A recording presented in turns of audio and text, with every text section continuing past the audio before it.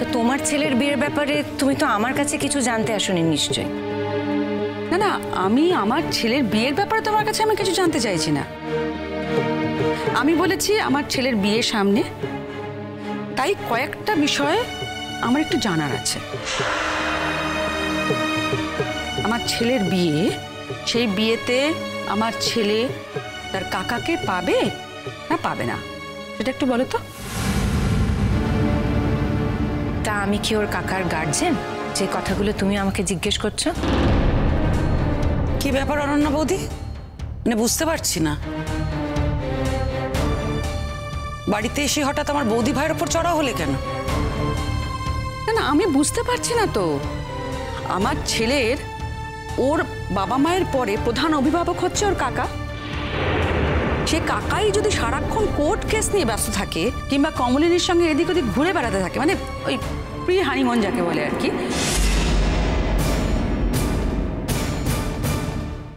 তাহলে তো এটাই ভেবে নিতে হয় যে আমার ছেলের বিয়েতে কেউ থাকবে না। আমি তার জন্যই কমলিনীকে রিকোয়েস্ট করছি, প্লিজ এই বিয়ের কয়েকটা দিন তুমি যদি একটু ছেড়ে দাও, প্লিজ একটু ছেড়ে দেবে নতুনকে। মানে আমাদের বাড়িতে একটা সামাজিক অনুষ্ঠান তো, সেই জন্যই বলা। তুমি আমার কাছে এই রিকোয়েস্টটা করছো কেন অনন্যাদি? মানে যুক্তিহীন কথারও একটা লিমিট থাকে। আমি কি তোমার দেওরকে ধরে রেখেছি নাকি? আর তুমি তো ওই মানুষটার বৌদি, তুমি কেন কিছু করতে পারছো না? তোমার তো এই বিষয়ে ভুলে যাওয়াটা উচিত ছিল না। তুমি তো জানোই চিরকাল অবৈধ সম্পর্কের প্রতি মানুষের একটু বেশি টান থাকে। দেখো অনন্যা আন্টি, আমরা এখানে সবাই আছি তো। আমি আমার মায়ের মেয়ে, তুমি এমন কোনো কথা বলো না যাতে আমার এখানে দাঁড়াতে অস্বস্তি হয় বা আমার মায়ের এখানে থাকতে অস্বস্তি হয়। বাবা, তোদের এখনো অস্বস্তি হয়? এখনো হয় না? মানে আমি বলবো তারপরে তোরা জানতে পারবি? তোদের না এই হাব ভাব দেখলে সত্যি অবাক হয়ে যেতে হয় রে।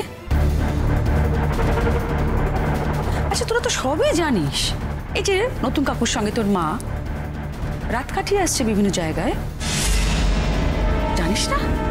এরপর ধর এই যে কোর্টে যাচ্ছে তোর মা, তোর নতুন কাকু তো সঙ্গে করে নিয়ে যাচ্ছে না? জানিস না কিছু? দাঁড়াও অনন্যাদি, অনেক হয়েছে। অনেক অবান্তর কথা শুনিয়েছো তুমি আমাকে। Enough is enough. তুমি সুযোগ বুঝে এখানে আসো আর আমাকে দু চারটে কথা শুনিয়ে চলে যাও, এটা তো ঠিক নয়। এই কথাগুলো তো তোমার উচিত তোমার দেওরকেও শোনানো। না না, আমি তো তোমাকে কিছু বলতে আসেনি, আর বলে তো সত্যি কোনো লাভ নেই।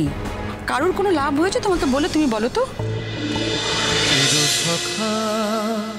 চিরসখা সোম থেকে রবি প্রতিদিন রাত ৯টায় স্টার জলসায় ও জিও হটস্টারে।